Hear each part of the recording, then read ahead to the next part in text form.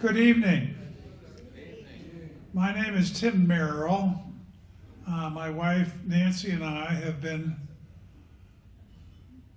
living here at Masonic Village since 8 years, she says. And we love this place. But tonight I have the special privilege of being able to introduce you to a good friend of mine who I got to know a number of years ago when we were both docents for the Pittsburgh History and Landmark Foundation, the organization in Pittsburgh that really was involved in some historic preservation kinds of initiatives in Pittsburgh. And as docents, Howard and I would give tours of various parts of Pittsburgh. And Howard is going to give you a peek of what we did for a number of years at Pittsburgh History and Landmark Foundation. Howard and his wife Jane live in Mount Lebanon, and we're glad to be able to welcome them to our village at Masonic. So, Howard, I'm going to turn it over to you.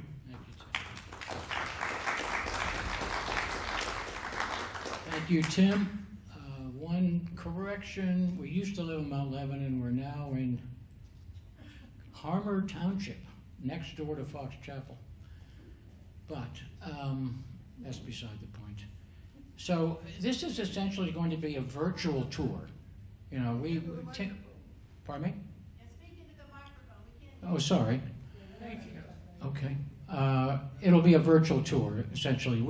It would be as if we were walking through the cultural district, and instead of seeing things in real time, we'll see slides, and the narrative will be the kinds of things that Tim and I would have talked about as we walked along Penn Avenue, Liberty Avenue, in the middle of the cultural district.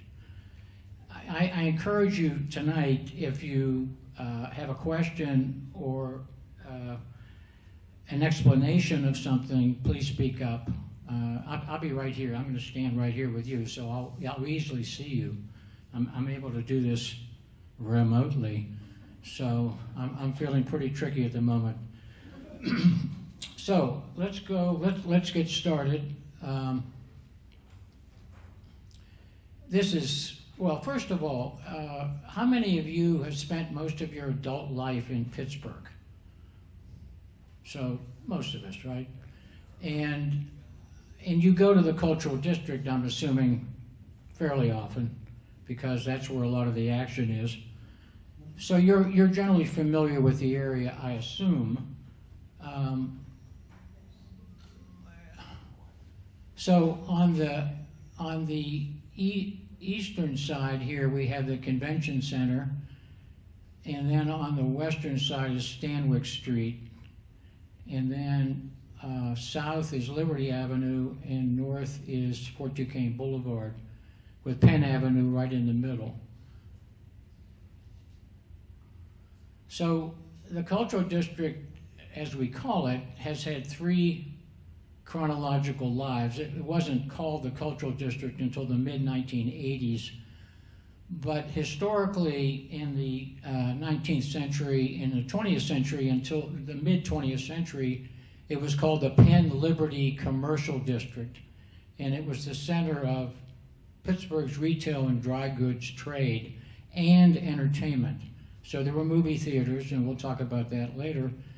There was Horns, as an example. Rosenbaum's was there as another example. So that is the older concept of the cultural district. And then it had a second life that the city wanted to forget about, but because of the First Amendment, they had a hard time doing so. It became tawdry, it became drab, it became disreputable. It was, X-rated movies. If I get back to it. This doesn't, let me see if I, yeah. X-rated movie house here, the Art Cinema, it was called, the Liberty Theater.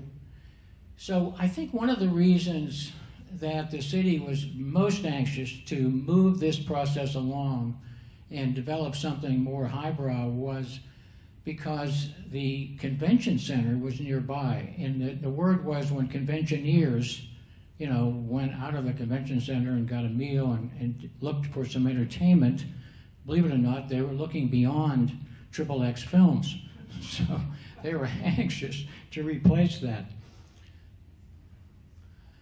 So as I say, starting in 1984, the cultural district got underway, and we'll talk in depth about how that all developed. But as you can see now, on average, they say 3,000 performances, 3 million attendees in our cultural district. Pretty phenomenal. Per year. So how did this transition occur? Well, you have to begin with, this is what became Heinz Hall. This is the Lowe's Penn Theater. It was a movie theater built in 1926. And it was what they called in those days a palace of cinema, because it wasn't just an old-fashioned, what we would consider a movie theater. It had all the bells and whistles. It essentially, inside what you know about today as Heinz Hall, was in existence from day one in 1926. It's been dressed up, but that was essentially it. And they say in the Jazz Age, in the 1920s, there were two iconic architectural images. One was downtown movie theaters, palaces of cinema, and the other was Art Deco skyscrapers. And one example, of course, being the Coppers Building in downtown Pittsburgh. Well, let me see. Before I get to that, the reason why they had these palaces of cinema apparently was because the movie moguls in California wanted every big city to have a large theater that would have first runs of their movies. So what is now Heinz Hall was this Lowe's Penn Theater for the Lowe's Movie Corporation. And we'll see in a couple minutes, at the Benedum, it was the Stanley Theater. So Warner Brothers would bring their first cut movies to Pittsburgh through what is now the Benedum. But what happened to these movie theaters? Well, people moved from the city to the suburbs.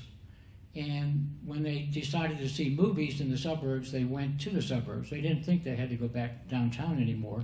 Why not just go to South Hills Village or Monroeville Mall or wherever you live nearby? So at that point, the Lowe's Penn Theater and the Stanley Theater were about to be demolished. I mean, why have those big buildings there if nobody's going to come and see them? But lo and behold, H.J. Jack Heinz II and the Heinz Foundation stepped up and said, maybe we ought to move the Pittsburgh Symphony Orchestra to what was Lowe's Penn Theater, buy it, redevelop, improve it, and call it the Heinz Hall. So, talking for a moment about the symphony, the Pittsburgh Symphony started in 1895, and they would perform at the music hall, at the Carnegie Institute Music Hall in Oakland, until 1910. Then they disbanded for whatever reason, and they woke up again in 1926, 16 years later, at the Syria Mosque in Oakland, and they lived there until 1971, when, because I think of parking issues and acoustical issues, that's when Heinz was prompted to encourage the symphony to move downtown. Now, believe it or not, Heinz Hall in 1971, when it moved to where we now know it is, they intended for that to be moved to the Hill District. It was the powers to be in Pittsburgh in the late 60s thought there should be a cultural acropolis in the in the Hill District. So this is the Civic Arena, the igloo that was built in the early 1960s, And so this is a 69 time frame. This is the U.S. Steel building, about a third of the way built, as an example. There were point bridges right at the point at that moment. Not just the Fort Pitt Bridge and the Fort Duquesne Bridge, but these extras that they hadn't torn down yet. But that's a good photo of what the world was like at this particular time. So, and this is an example. This is a good rendition. This is where the Civic Arena was built. So they destroyed, to make way for that area and the cultural acropolis they thought they were going to build. 1,300 structures were demolished and 8,000 people had to move. So, this was the Lower Hill District. So, still in the early 70s, I wanted you to see this particular photograph, because here we have Three Rivers Stadium, and here, back again to the Civic Arena. The U.S. Steel building is entirely built at this point, has a 1971 date on it.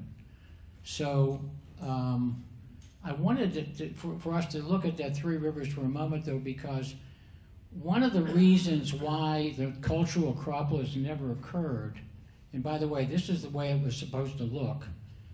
They were going to have a symphony hall akin to Lincoln Center in New York City. They were going to have apartments. They were going to have office buildings. They would, so effectively like a city among itself. So they had grand ambitions. But one of the reasons that did not occur, well, one was the problem with the racial problems, because people were complaining vociferously about what happened to the black people who used to live in the Lower Hill. And they also were thinking in those days, the powers that be were thinking, what about Three Rivers Stadium? Let's put our emphasis, our attention, our money into building this brand new sports arena, in lieu of Forbes Field, in lieu of Pitt Stadium. And so they abandoned this idea of the Acropolis. And one of the other reasons for the heavy resistance was that the Hineses and the others realized that this building, what used to be the Lowe's Pan Theater, was a wonderful venue for the symphony. They did not want to move to the cultural acropolis. So for the next 13 years, from 1971 to 1984, the, quote, cultural district was Hines Hall. There really weren't any changes. The X-rated movie theaters were still there. Nobody improved the area at that point. But then there was something called the Cultural Trust, this foundation that was a nonprofit that was developed in 1984, and their purpose, what they thought they would do, and they have done very well, is preserve and readapt existing structures. In other words, the opposite of the Civic Arena approach, the Cultural Acropolis approach. You don't demolish things. If they're preservable, you do so. And if you need to, you readapt them. It might be an office building, you make it an apartment building, etc., to make it usable and functional as a practical matter. Carol Brown was the head of the Cultural Trust from '84 to 2001, very important figure during that time. Now, the one building of significance that was not preserved was the Loyal Order of Moose Lodge. Now, when that was torn down, the EQT high-rise office building was constructed. But I wanted you to look at this briefly anyway, just to see some of these architectural characteristics. This is called rustication of the masonry, the gaps between the layers. That's an example. The whole thing, the entire building is a good example of elaborate Beaux-Arts ornament. So this building was built I think around 1915. Second example of neoclassical Beaux-Arts features would be this engaged column, this ionic order, you know, with the ram's head, and then conspicuous bracketing. These are brackets that really have their only purpose is ornamental, but they're conspicuous. And then a fourth example of what's happening, or what happened with that building, is the dental molding that is up here. Looks like teeth, right? Dental molding. And then you can't see it here, but there's L-O-O-M carved into the stone.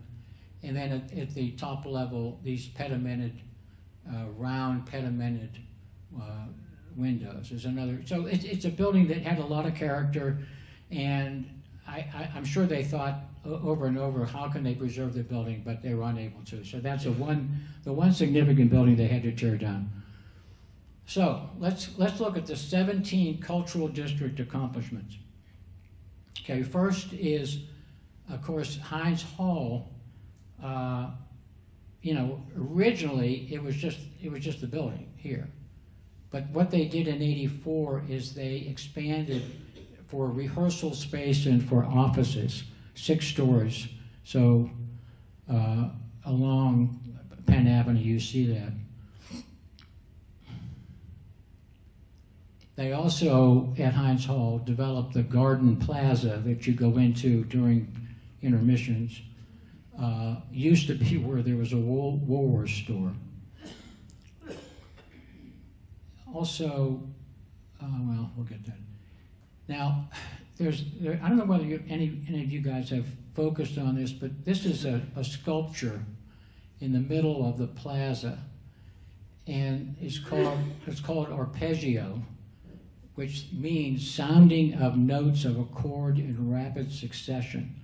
So what happens at this sculpture is the 4 stainless steel scoops, you can kind of see them here, splash water over blocks of Dakota mahogany granite, each bowing in turn, mimicking in movement and sound the collaborative interplay of various musical instruments during a symphony production. So you have to use your imagination, but it makes sense if you do. It's the sculpture was by an English woman. Forget her name. Okay, the next example of the development of the cultural center is what I mentioned a moment ago. The EQT Tower is this wonderful office building that was built in the mid 1980s, and the architectural firm is Cohn, Peterson, and Fox. Large Manhattan-based architectural firm that still exists today. They develop a lot of office buildings.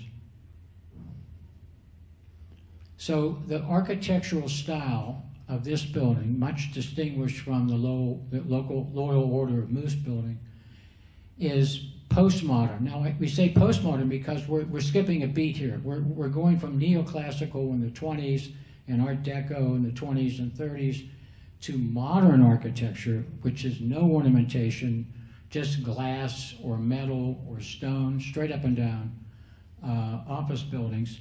But this is an office building, but it's not straight up and down. There are classical references, such as the fact that this is columnar. You know, the classical buildings, classical ornamental aspects are for the most part based on a column, a Greek column, a Roman classical column. So the references to column would be here, as well as here, as well as those metal posts up there.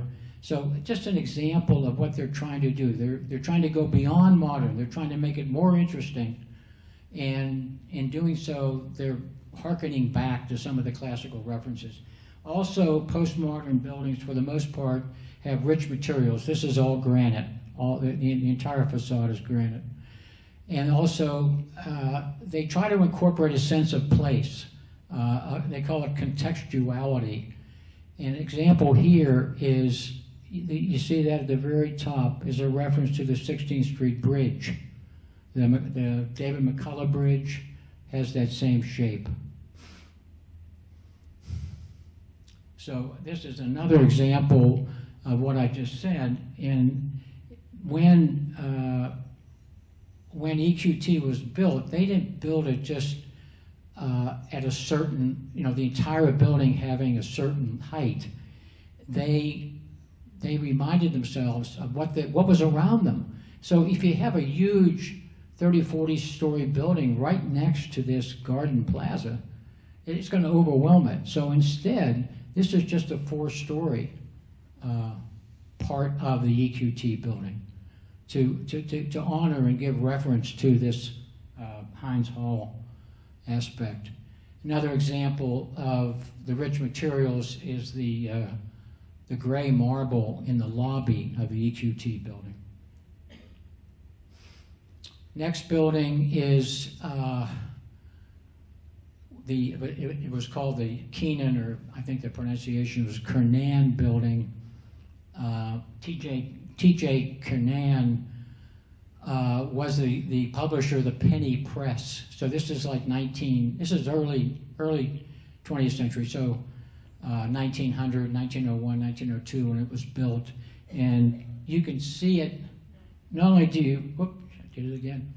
Not only do you see it in back in the days when this is the early 20th century, but you can see it now as a mirror image from the, I think they call this now 2 PNC Plaza, but that building, it mirrored.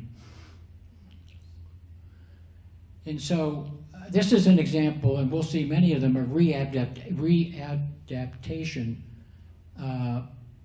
It was an office building originally, and even before the pandemic hit, there was a need to transform some of these older buildings into non-office structures. So this became residential, and it's called the Midtown Tower. I think it's subsidized senior housing.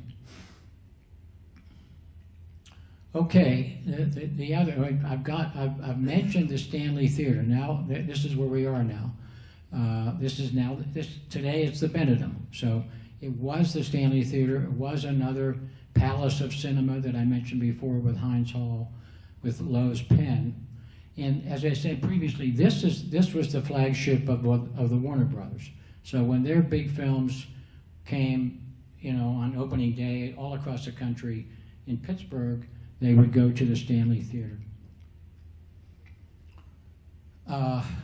Just as a comparison, in '87 is when the Stanley Theater was transformed into the Benedum. And it's called the Benedum because the Benedum Foundation donated $8 million for the readaptation, readaptation really, of the building in its total. It was much more expensive than $8 million, but it became called the Benedum. And the Benedum is, as you can see, slightly bigger than Heinz Hall in terms of seating. And the Benedum also has an immense stage, one of the 10 biggest in the country. And this, of course, is a photograph of the way it was before it became the Benedum. This was when it was the Stanley. Now, the Clark building is right next door to the Benedum, and they call it a mixed-use development for 2 reasons. One is, when the Stanley was built, it was built also, the Clark building was also built at that same time, and it has an underground connection. So it's to our knowledge, it's one of the first mixed-use developments in the country. So a combination of theater and office building. And it's also called mixed use because now, during the time of the advent and the development of the cultural district, the Clark building is no longer an office building. The Clark building is a condominium building, except for the first 4 or 5 stories of offices with jewelers and what have you. Some of you, I'm sure, are familiar with that. Okay, the next example of the cultural district is what they call Magnolias for Pittsburgh. It's a sculpture by a guy named Tony Tassett. And, I did it again, incredible. You can see it from a distance. There are 5 real magnolia trees in this little parklet, and there are 2 ones with bronze leaves. So that's why they, that's the sculpture of magnolias for Pittsburgh. This is a close-up of the hand-sculpted bronze petals. And I mean, honestly, if you're not looking at it carefully, or you're from somewhat of a distance, you don't know the difference. Okay, that's a magnolia tree. No, it's a sculpture. 1907, the construction date of the Century Building, which is another structure nearby. It's right across the street, actually, from Magnolias.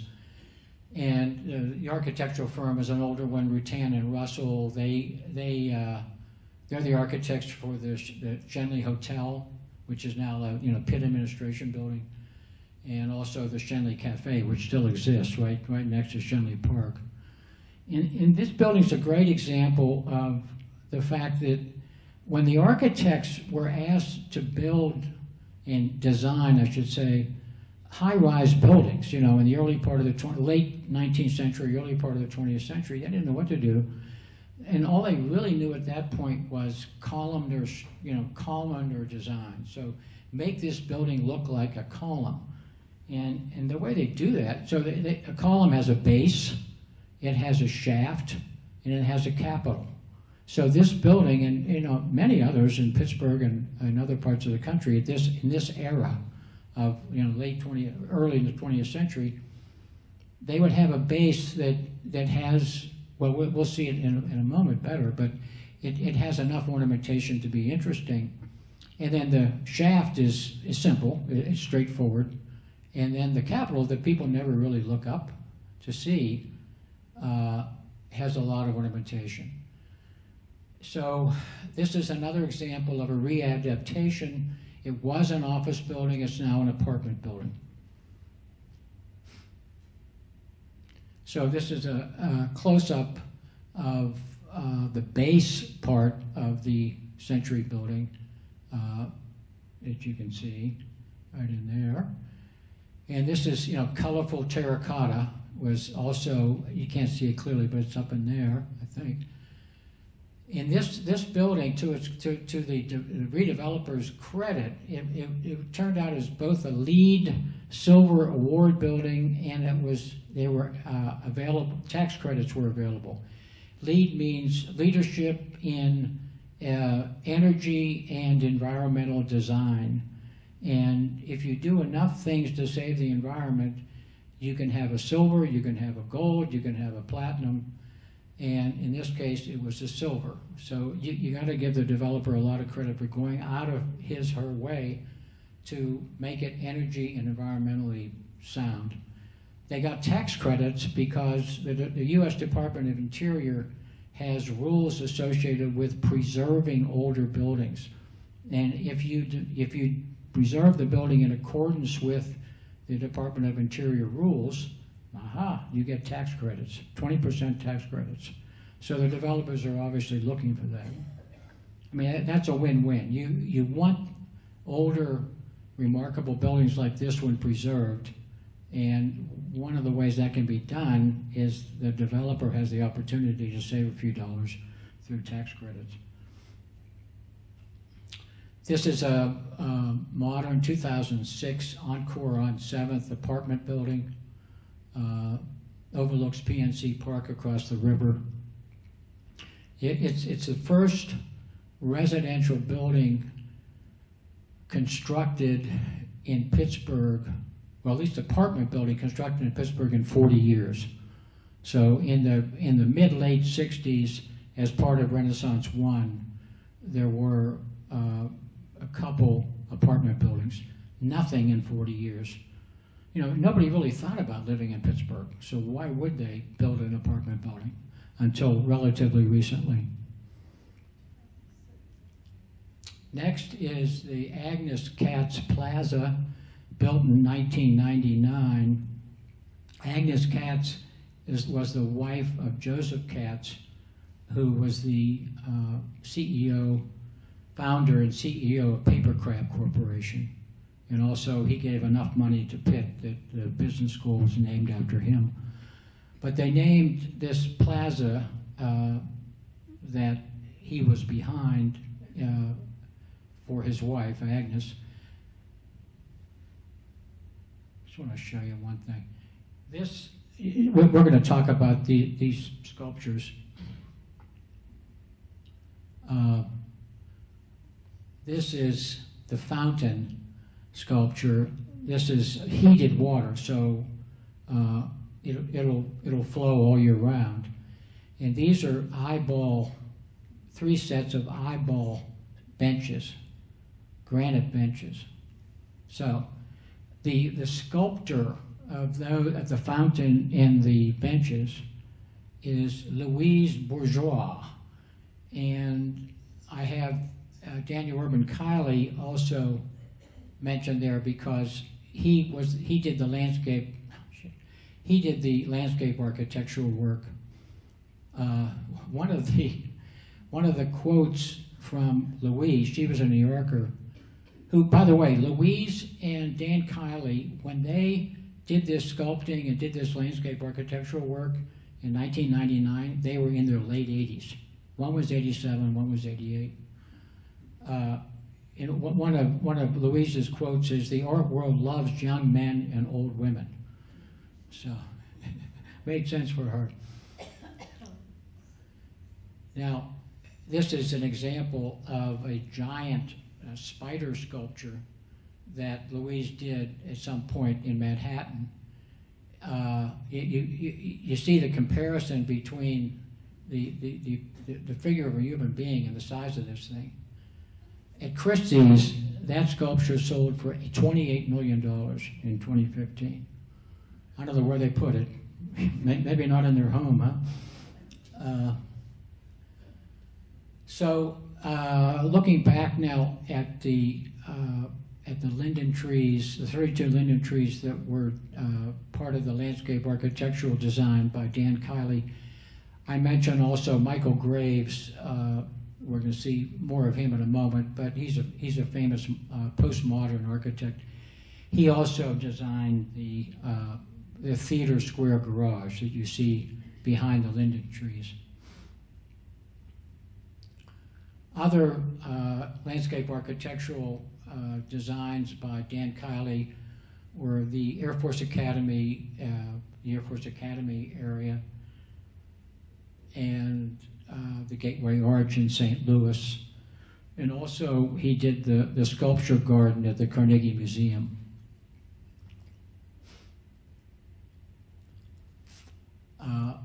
Michael Graves, the man I just mentioned a moment ago, designed the O'Reilly Theater in 1999. Half-barrel vault in recessed windows emphasized geometric shapes. This is a picture of Michael Graves. He's been called the quintessential postmodernist. Unfortunately for him, he had a spinal cord infection that made him wheelchair bound, so he was unable to design buildings. Instead, he did some work for Target to design a tea kettle and a pepper mill. Inside the O'Reilly Theater, and I'm sure many of you have been to, it's horseshoe-shaped, paneled with curly maple. It's a wonderful theater for live productions. Okay, the next example of the Cultural Center development is the August Wilson Center for African American Culture, built in 2009. You see, this is one example. This is one view of it. This is another view of it. It's right down Liberty Avenue. Now, this bowed facade evokes a billowing sail. Could it be a Swahili trading vessel? Could it be a slave ship? No one knows.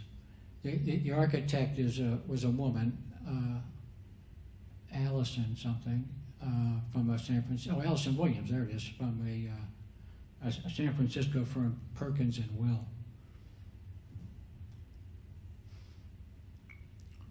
So the reason for it, celebrate the legacy of African American culture in Western Pennsylvania.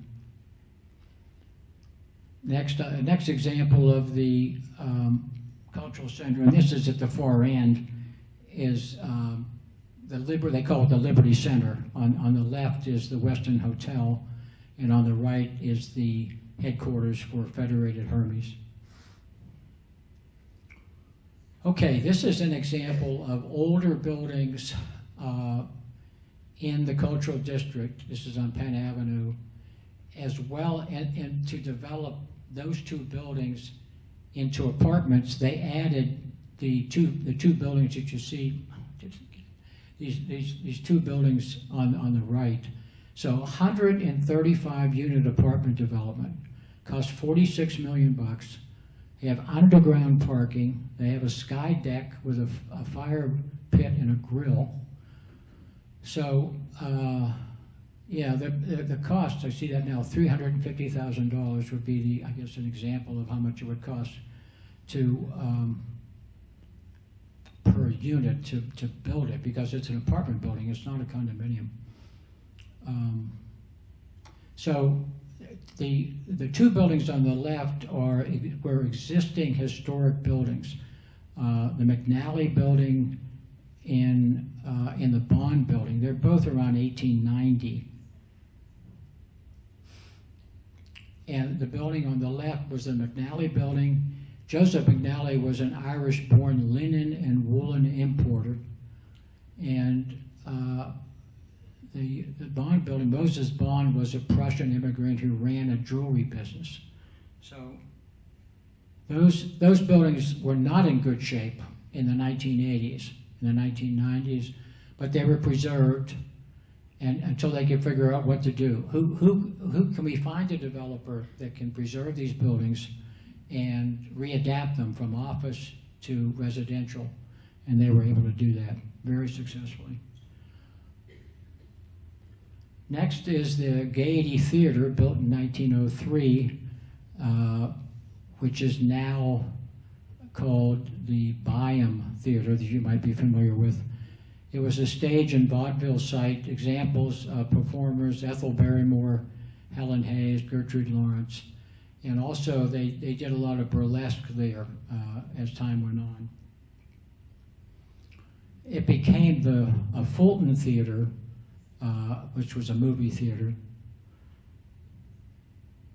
And then eventually in 1990, the Byam family bought the property and paid for its development into this 1,300-seat performance hall for dances and musical artists, comedy shows, etc. Behind, on the back end of the Byam, is a Trompe-l'oeil mural of a Bessemer blow. So in other words, this is one-dimensional, but it looks like it's three-dimensional. So interesting. If you ever get by it on Fort Duquesne Boulevard, you can see it well. It's fun. And Tim Merrill can explain to you what all that means. The whole steel-making process, much better than I. So at that same site, or next to it, is the Renaissance Hotel. So in 1906, it was originally the Fulton office building. And what they said, this is an open mouth construction. The theme being, get the river breezes and suck them into that open area. So, without air conditioning, all you have in the summertime was cool breezes. So they were hoping that the river would evoke some breezes into the Fulton building.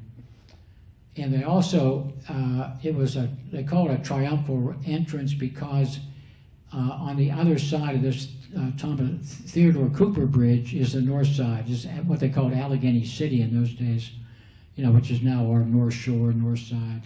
So this was a triumphal entrance, this Fulton building, into the city of Pittsburgh. And the developer was none other than Henry Phipps, famous for Phipps Conservatory. He worked for Andrew Carnegie. He was their accountant before anybody ever heard of the word accountant. He was his bookkeeper and did it real well because they like to keep their costs down. So Phipps cashed out with Andrew Carnegie and Henry Clay Frick and others in 1901 when the U.S. Steel Corporation was formed by J.P. Morgan in New York City. So they all became phenomenally wealthy. And Phipps, you know, aside from the money he spent for the conservatory, he developed the Fulton building as well as several other buildings nearby. So, you know, like a lot of these cultural district buildings, they failed, and as time went on. So the Fulton building was no longer occupied by many office tenants. So the theme then was demolish it. You know, we can't find any purpose for this building. And lo and behold, Sage Hospitality, a Denver developer, raised their hand and said, you know, maybe we can make it into a hotel. So they spent 2 years developing into the Renaissance Hotel. And I'll show you some of the lobby components of it that are wonderful. But they were in a big hurry in 1999 to develop this hotel by April of 2001. Why do you think that was important to them? What's right across the river from something else? The ballpark, exactly. PNC Park. They wanted to get that done in time, and they did, to celebrate it. And so the lobby of the Fulton building, now the Renaissance, so they preserved the lobby of the Fulton building. So you see the F's on these medallions over the elevators. And they say that the lobby is like an Italian Renaissance palazzo. It has a monumental 3-story double staircase, as you can see, balustraded railing along there. Dental, once again, dental molding up there. Ornamental, again, ornamental brackets. They don't really hold things, doesn't hold anything, much of anything up, but it's an ornament. And the colonnaded gallery up here. So it's a really lovely space. And it's been completely restored. And then on top of the palazzo space is a rotunda skylight that was, of course, covered during World War II for fear that the Japanese would find a way to bomb Pittsburgh. So they wanted to blacken everything. And the story is that Sage wasn't even aware that there was a skylight, you know, until they started to do the restoration. And apparently it opens, but it didn't open much in the old days because acid rain would come down into the lobby and ruin everything. So it really wasn't much functional, much work used much functionally, but it's another good-looking aspect of it. Another example of this lovely lobby are these vaulted ceilings of mosaic tile. And the story is that they were ripped to shreds when Sage bought the property in 1999, because when they didn't have much of a use for an office building, the discos. Any of you go to the Mirage or Heaven disco? I know my wife used to go all the time. But they, you know, probably the theme was that the developer of these discos probably thought, you know, this building's on its last legs. It's going to be demolished anyway. So why do we worry about these wonderful mosaic ceilings? Well, Sage did worry about it, and they preserved it. Okay, next is the David L. Lawrence Convention Center that was built in 1981. It doesn't look at all like the one we now know is our convention center. This was a big rectangular brick box. And as one pundit said, it might as well be situated in the Mojave Desert. You know, and they said the same thing about Three Rivers Stadium. You go inside the stadium, you don't know where you are. All you see is the sky. And if you went inside the original David L. Lawrence Convention Center, you saw nothing. There was really no way out. I mean, yes, there was a convention going on, but you didn't know it was next to a river. But now, It's the opposite. This is 2003, a South American architect who's world famous, Raphael Manoli, designed this wonderful building that's both practical and beautiful. As one person said, bold, inspiring, soaring, sail-like structure. It's the exact opposite of Three River Stadium and the original convention center. Manoli, has a slope, of course, on the roof of the convention center that's akin to the catenary shape of our suspension bridges here, our Three Sisters bridges, Clementi,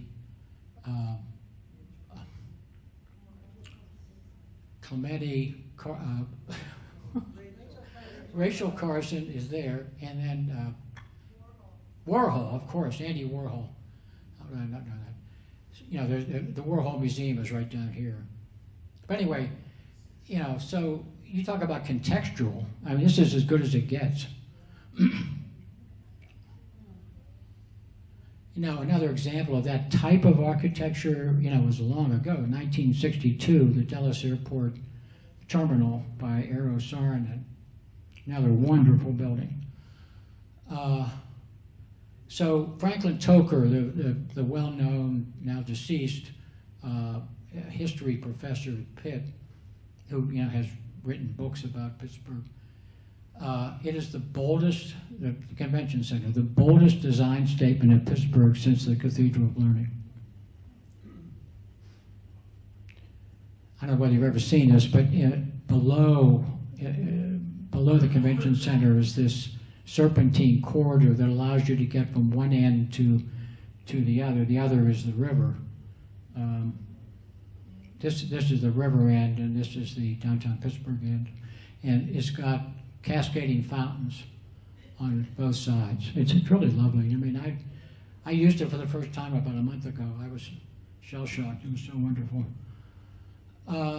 Okay, Kappa, Creative and Performing Arts School. This is a Pittsburgh school district entity that has been around since 2009, and it's for kids who want to do anything in the arts, creative and performing arts. It goes from, I think, 6th grade up to 12th grade now, and people have to wait in line to get in. There's a lottery to get in. A lot of kids want to use it, and here they are in downtown Pittsburgh. So this is another look of the building. They really did something cool. This is an older building. This is a 1910 building designed by a guy named Bickle, and they used his theme of white, I think it's terracotta, but I'm not sure, and red brick with the modern building, with the 2009 building.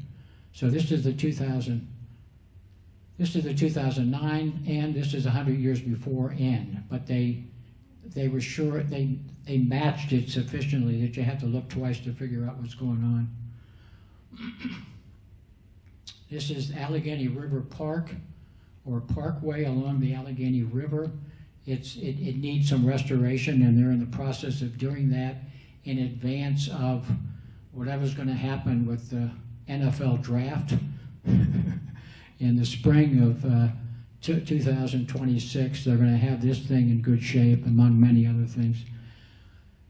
And this is another example of what they're looking for next year in this NFL draft, April of 2026. They call it Arts Landing. It's 8 acres right here. The convention center is over there, and the Fulton building is over here. So in the middle here, along 8th Street, is 8 acres, what they call Arts Landing. It's going to be, I think, mainly open space for entertainment and play and what have you. No serious construction. That's the end.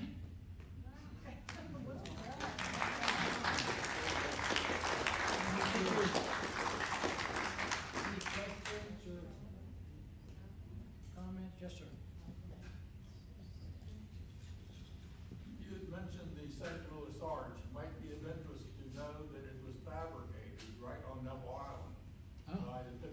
Moines Steel Company. Wonderful. They had expertise in stainless steel. Uh-huh. So they were able to fabricate the pieces right on the island, put them on barges, Oh. and float them down to St. Louis. That's great, yeah. Down there, Ohio River. Okay, we have nothing else. Oh, Jim? Howard, are you aware of other cities that have redeveloped an area comparable to? I'm not. I mean, it could be unique.